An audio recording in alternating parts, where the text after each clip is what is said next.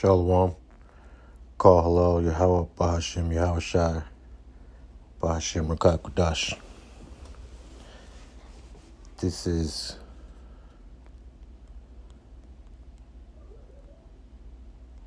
Psalms 83 and 2. For lo, I'll start at 1. Psalm 83, verse 1. Keep not thou silence, O Most High. Hold not thy peace, and be not still, O my power. For lo, thine enemies make a tumult, and they that hate thee have lifted up the head. They have taken crafty counsel against thy people, and consulted against thy hidden ones. They have said, Come, let us cut them off from being a nation, that the name of Israel may be no more in remembrance. For they have consulted together with one consent.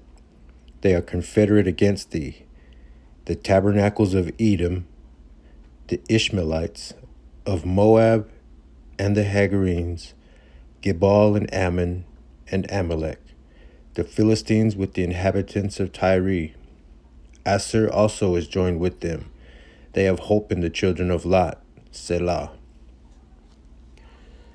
So they said right here in verse 4, they have said, Come, let us cut them off from being a nation, that the name of Israel may be no more in remembrance. Okay. And verse 6 tells us who it is. The tabernacles of Edom, the Ishmaelites of Moab, and of the Hagarenes, Gebal, Ammon, Amalek, Philistines, and the inhabitants of Tyre. So when you go into let me see if I can pull one up here somewhere. When you go into a map, you see that the Philistines are over here on the left, on the Mediterranean coast, right? The Arameans are above them. Ammon is right next to Gad and Reuben. Moab is south of Reuben. Edom is over here. And if the picture was smaller, you'd see that Amalek was underneath Judah, right? So the 12 tribes were surrounded by people who were against them, who were trying to do everything that they could from stopping them from being a nation, right? And so from there, I want to go to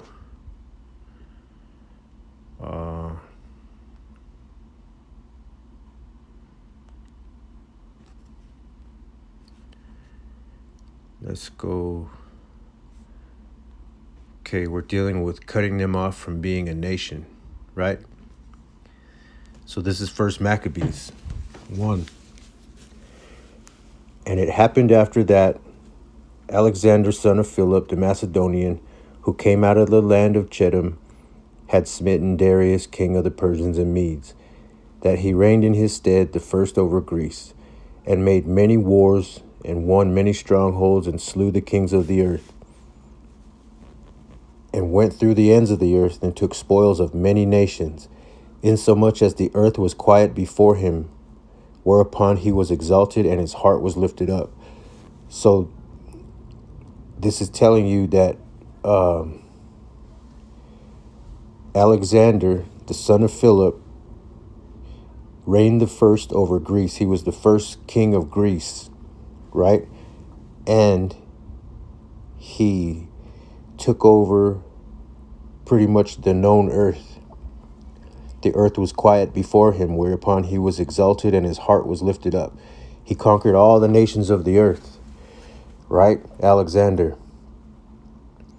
He gathered a mighty strong host and ruled over countries and nations and kings, and who became tributaries unto him. Okay. Verse 7. So Alexander reigned 12 years and then died because he was probably smitten with some sort of venereal disease because he was a deviant. And his servants bare rule everyone in his place. And after his death they all put crowns upon themselves, so did their sons after them many years, and evils were multiplied in the earth. And then came out of them a wicked root, Antiochus, surnamed Epiphanes, son of Antiochus the king, who had been an hostage at Rome.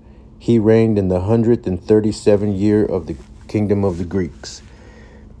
Okay, and so in those days, verse 11, in those days went there out of Israel wicked men who persuaded many, saying, let us go and make a covenant with the heathen that are round about us. For since we departed from them, we have had much sorrow. So this device pleased them well. Then certain other people were so forward herein that they went to the king, who gave them license to do after the ordinances of the heathen. Okay, so this is telling you that there were Israelites in the kingdom of Antiochus Epiphanes, right? They were subject to the Greeks. The Greeks came before the Romans.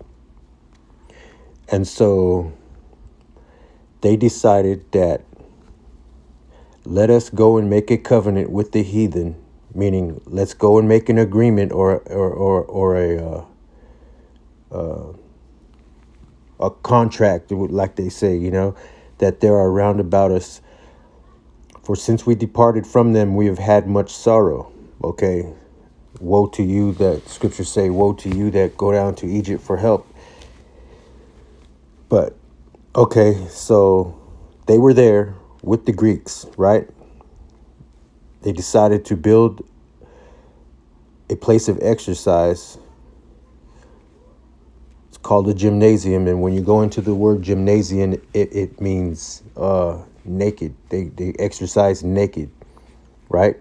And made themselves uncircumcised, and forsook the holy covenant, and joined themselves to the heathen, and were sold to do mischief. So they made themselves uncircumcised, meaning not so much in the flesh, the circumcision of your rod, but their hearts, because they forsook the holy covenant and joined themselves with the heathen. Okay, that makes your circumcision, even if you are circumcised in the flesh, it makes it uncircumcision because you turned your back on the Lord. Okay, so I want to go down here.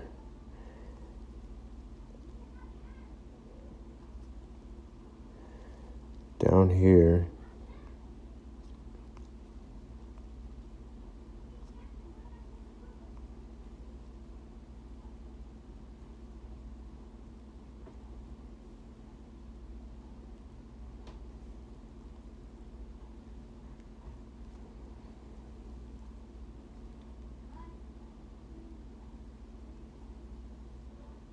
Okay, so I want to go here.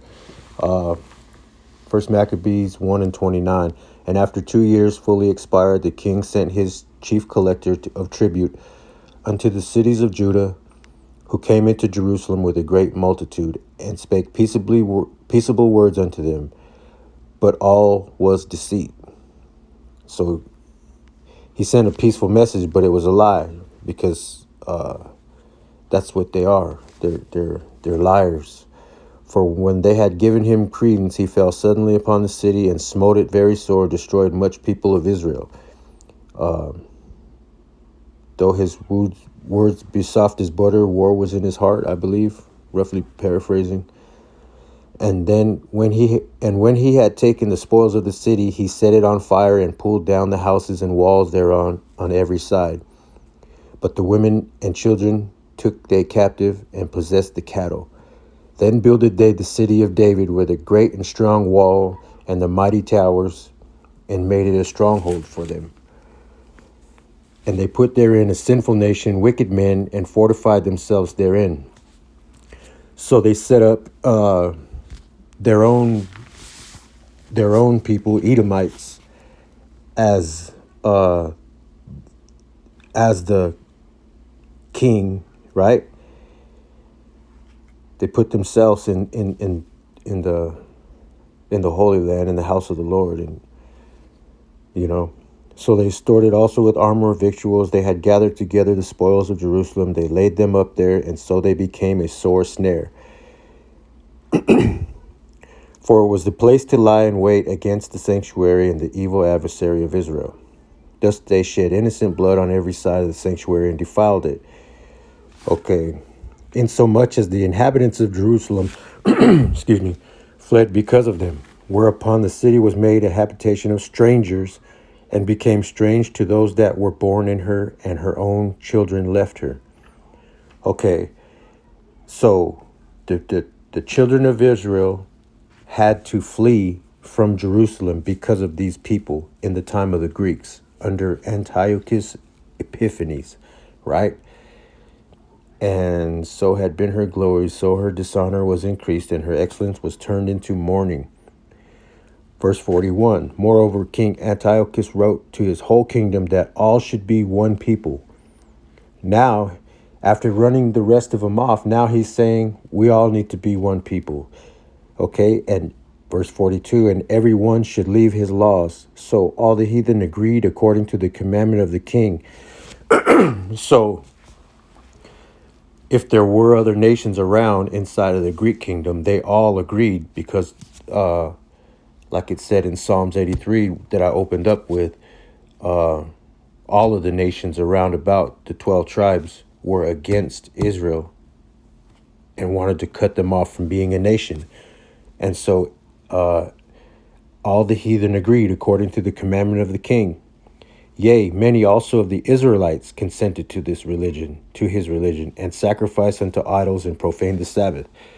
So even our own people that were there that didn't flee, it says right here, many of them consented. They bowed down, they, whether they understood why, it doesn't really say, but the scriptures do say, agree with thine adversary quickly, lest he rend you and take you before the judge or something, roughly paraphrasing that scripture. But so if they did consent, it's because maybe they knew that the Most High was going to send these people to destroy them for exercising naked and turning their back on the Lord, as it said up in the beginning of the chapter, right? For the king had sent letters by messengers unto Jerusalem and the cities of Judah, that they should follow the strange laws of the land and forbid burnt offerings and sacrifice and drink offerings in the temple, and that they should profane the Sabbaths and festival days and pollute the sanctuary and the holy people. And so once they forbid all these burnt offerings, it says, and sacrifice and drink offerings in the temple, you profane the Sabbath and festival days, that polluted the holy people as well as the sanctuary. Verse 47, set up altars and groves and chapels of idols, and sacrifice swine's flesh and unclean beasts, that they should also leave their children uncircumcised and make their souls abominable with all manner of uncleanness and profanation, to the end they might forget the law and change all the ordinances. So they did all this so that exactly what it said in Psalms 83, to the end that they might forget the law and change all the ordinances. And whosoever would not do according to the commandment of the king, he said he should die. Okay? And so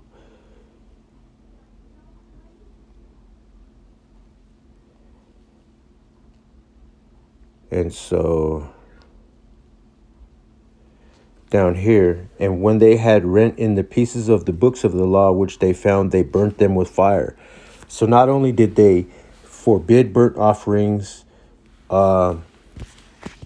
outlawed the customs of the Israelites, but they also burnt the books of the law which they found, right? Burnt them with fire. And wheresoever was found with any the book of the testament, or if any consented to the law, the king's commandment was that they should be put him to death.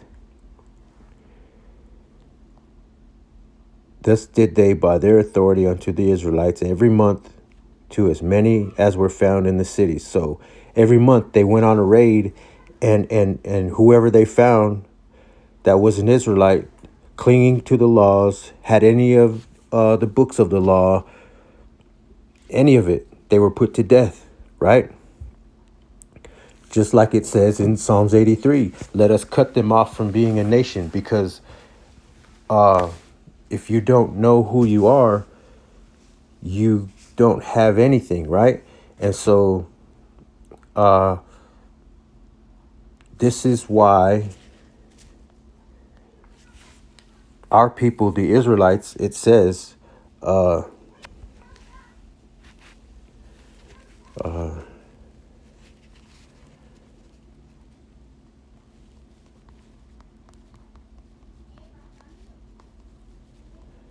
this is why it says, let me see if I can pull it up.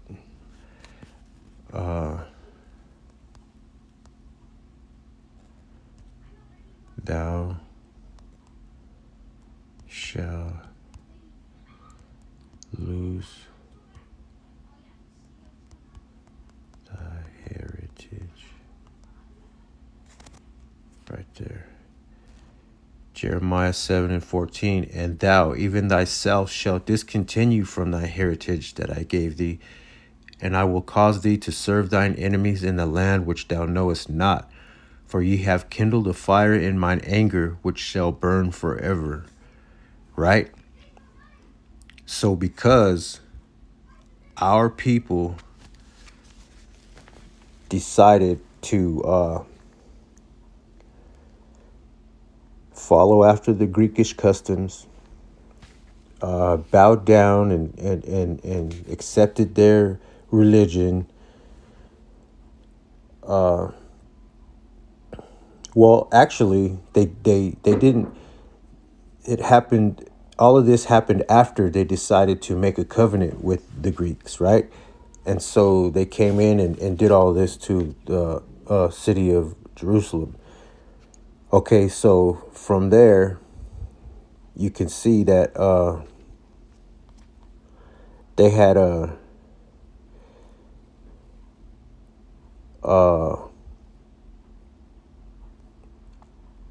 they had been in a predicament where if you followed the Israelite customs, you were put to death. If you were found with the book, you were put to death. And so this was during the time of the Greeks, right? And so the Romans came after the Greeks. And so did the Assyrians, right? And so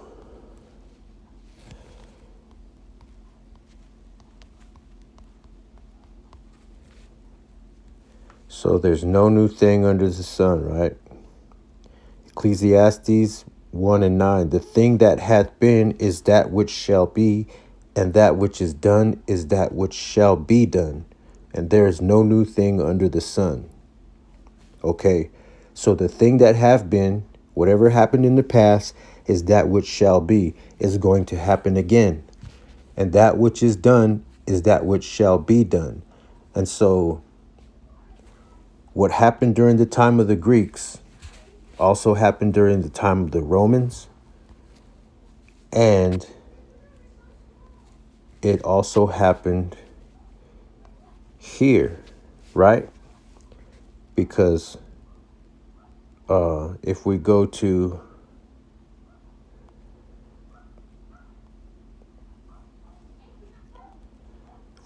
Second Esdras 13 and 40, 13 and 40. We'll start at 39. And whereas thou sawest that he gathered another peaceable multitude. Sorry, hold on 1 second here.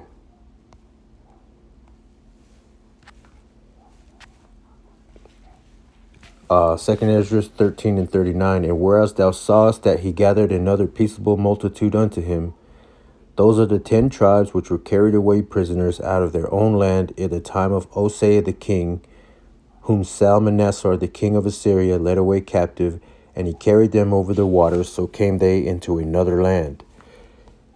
Verse 41, but they took this counsel amongst themselves that they would leave the multitude of the heathen and go forth into a further country where never mankind dwelt. This is the point, that they might there keep their statutes, which they never kept in their own land. So that was my point, that they might there keep their statutes, which they never kept in their own land, right? And so we know that the 10 tribes came to Arsareth, which is America. And we also know that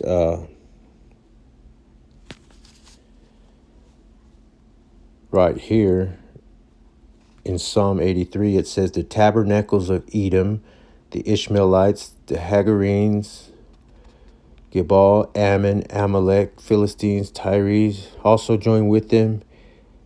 Assur is also joined with them. Let's look up Assur.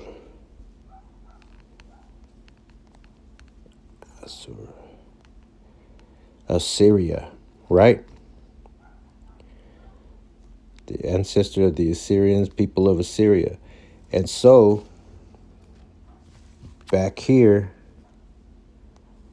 where I just read, in verse 40, whom Salmanassar, the king of Assyria, led away captive, carried them over the waters, so came they into another country. Because the Assyrians' custom when they conquered a people was to deport them, take them out of their land and put them into a land that they didn't know, so they would be totally lost and dependent upon them, right? So he carried them over the water, so came they into another land. Okay.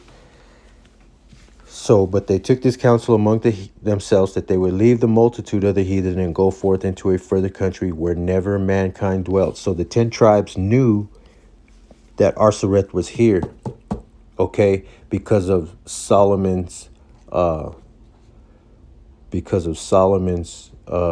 voyages with King Hiram. Okay, so they knew of this land, so they decided to come here. So they did come here, but once they got here, they didn't keep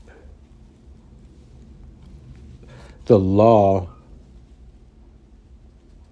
of the Most High fully. They incorporated a lot of Assyrian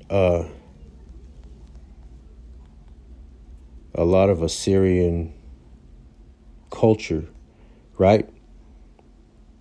Like I don't know. I go into this right here, like this picture here. You see that this man here, he has wings on his back, you know? And for native people to say that their culture is as close to God as can be, and if they were doing everything 100%, why did the Most High send this nation upon them to be his hammer, right? The hammer of the earth. It's because of things like this. These are like the bustles that Native Americans wear on their back, you know, when they dance. And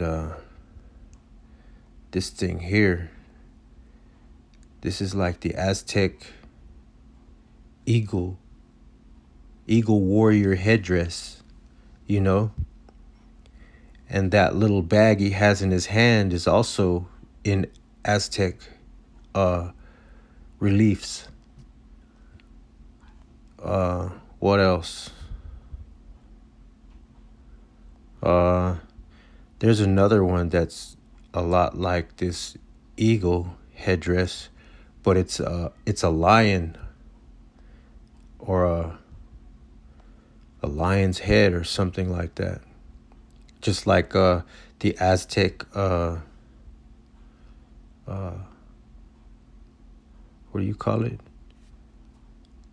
The puma or jaguar, the jaguar headdress. So, you know, this is where they get these ideas. And not only that, but also you had Joseph's tablet. Joseph's tablet, right?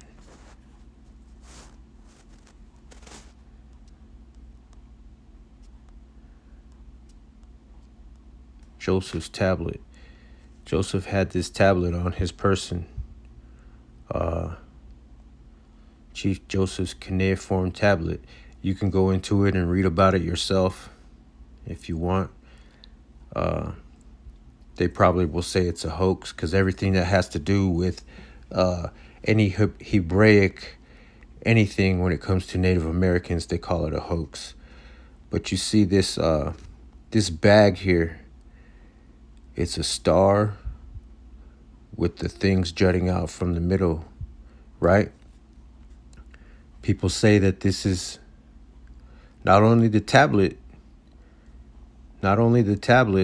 is cuneiform and it comes from Assyria, right?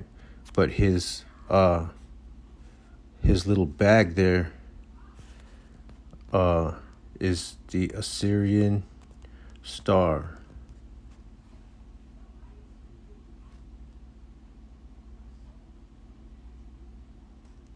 Come on now.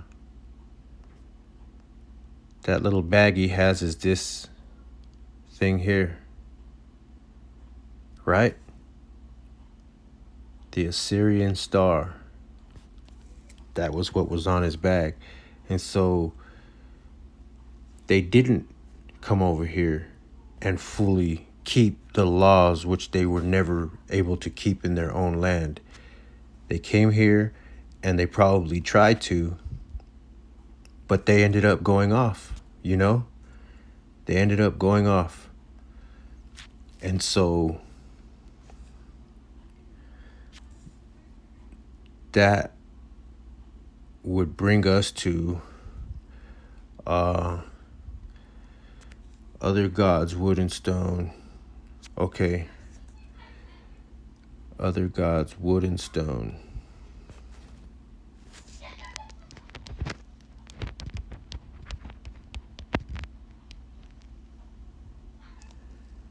And there, Deuteronomy 4:28. And there ye shall, I'll go up, I'll read up. And the Lord Yahweh shall scatter you among the nations, and ye shall be left few in number among the heathen, whither the Lord shall lead you. And that's exactly what happened. When Esau first got to the Americas, our people were numerous, millions, you know, and by the time of the 1800s, 1900s, there weren't very many. We were left few in number among the heathen, you know. And there you shall serve other gods, because they brought with them their image of Jesus Christ, which isn't the God of the Bible. That's their God, Jesus Christ, right? Has nothing to do with the Israelites. And so you're serving their gods by serving Jesus Christ. The work of men's hands, wood and stone. You praying to their cross, you're bowing before their crosses, even their headstones that they make, you know, you're praying and bowing before all of these things. It's making your souls abominable, our souls abominable. I don't do it. I've never been a Christian, you know, but yeah, Jesus Christ is the God of another nation, which neither see nor hear nor eat nor smell. But if from thence thou shalt seek the Lord Yahweh thy power, thou shalt find him, if thou seek him with all thy heart and with all thy soul. Okay, so in the end, we would end up seeking him, right? Okay, so I want to go in this nation of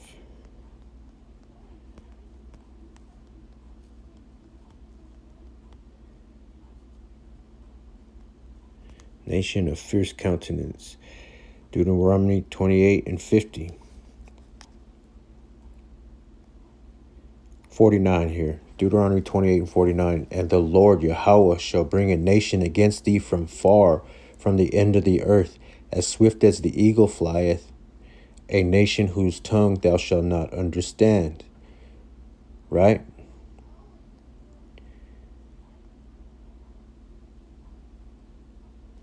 All of this, if you go into it, I'm going to start here at 47 really quick.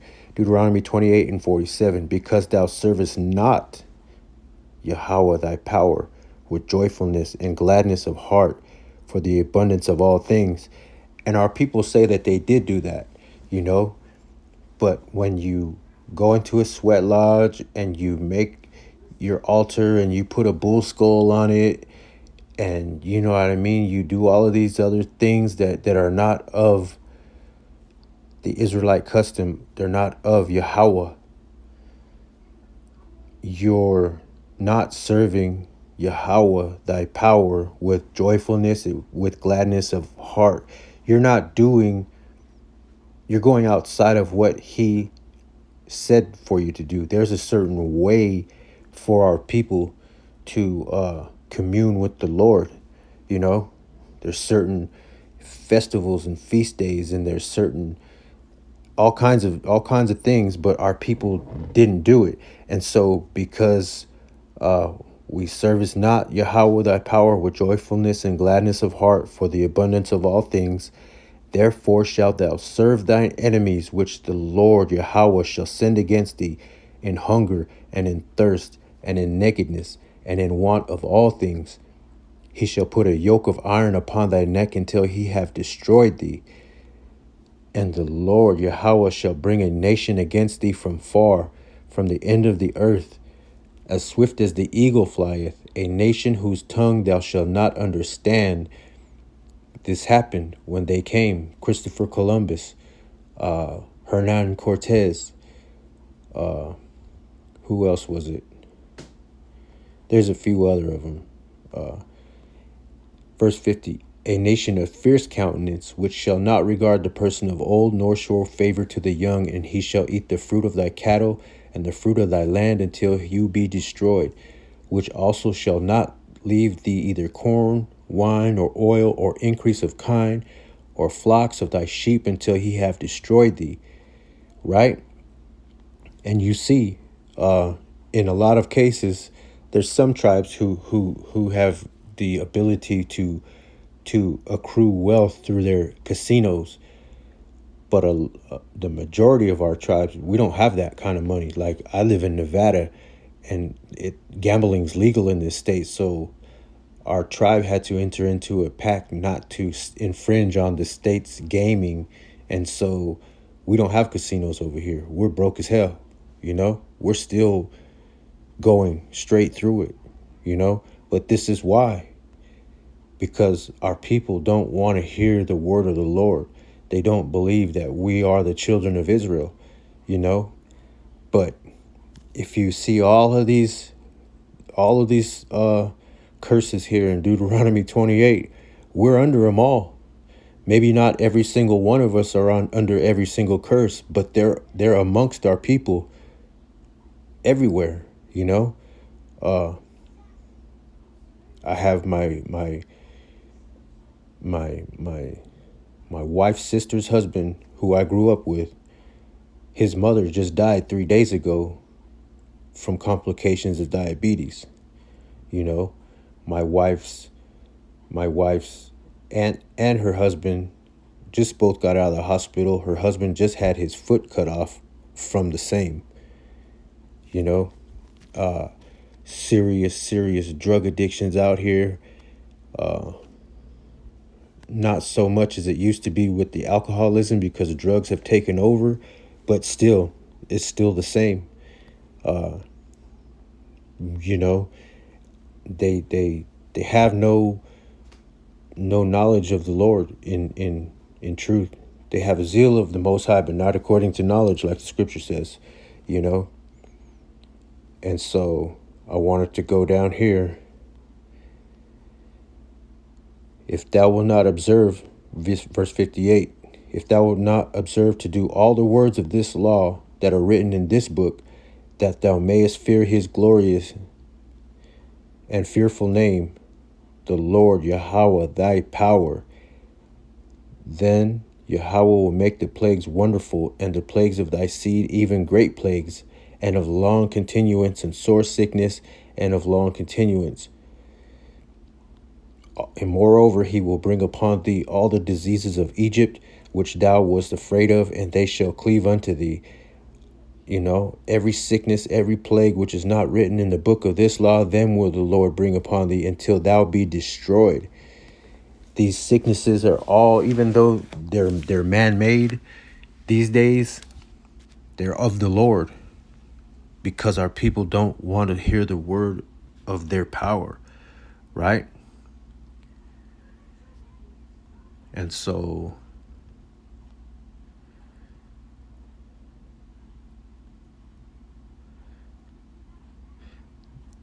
thy life shall be hang in doubt before thee. Thou shalt fear day and night, shall have none assurance of thy life.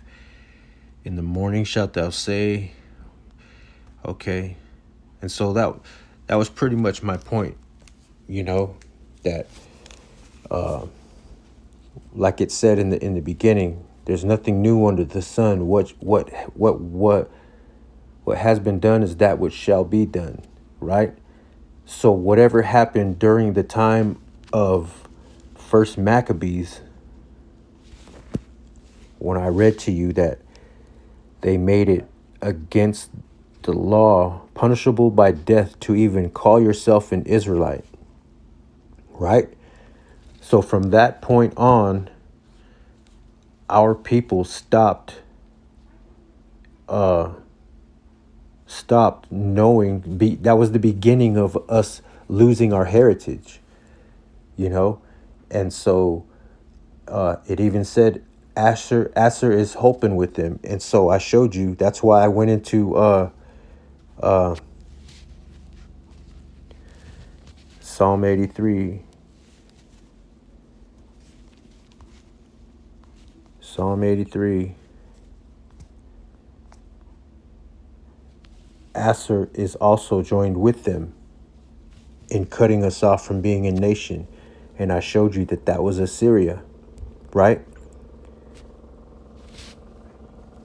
And so those people are back here today doing the same thing because they don't want us to come back to our heritage, because that means that that's the end of their kingdom. That's what they fear. But it doesn't matter, because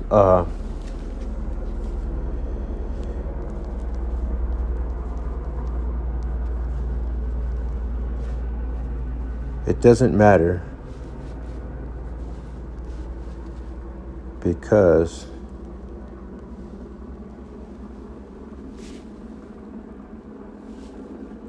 it says here in Jeremiah 50 and 34. Well, let me go into it in the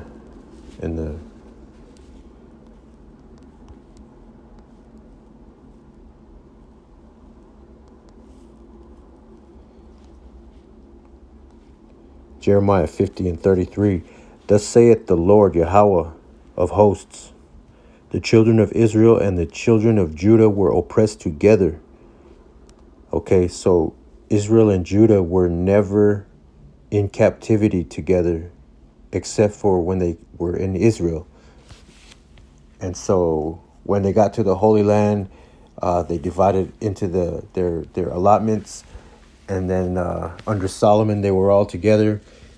And after that, or under David, they were all together for 40 years. And then Solomon took over. And when he died, the kingdom split. And so they weren't together, right? But this here is a future prophecy, right? Thus saith the Lord, power of hosts, the Lord Yahweh of hosts. The children of Israel and the children of Judah were oppressed together, and all that took them captives held them fast. They refused to let them go. Their Redeemer is strong. The Lord Yahweh of hosts is his name. He shall thoroughly plead their cause, that he may give rest to the land and disquiet the inhabitants of Babylon. So their Redeemer is strong, the Lord. When you go into this word here, Lord, the Lord in all caps, you see it says Yahweh. There's no O or no V in the Paleo Hebrew. It's Yahweh. It's not that. Okay? So that's whenever you see the word Lord in all caps, that's the name of our Lord, Yahweh. And that's why I always say his name, or we always say his name, so you know who you're talking about. And he shall thoroughly plead their cause and quiet the inhabitants, okay? And so he's going to send his son to redeem his people, okay? And with that, I'll say Shalom and double honors to the apostles and the elders of Great Millstone, because that's where I learned this truth from. Shalom.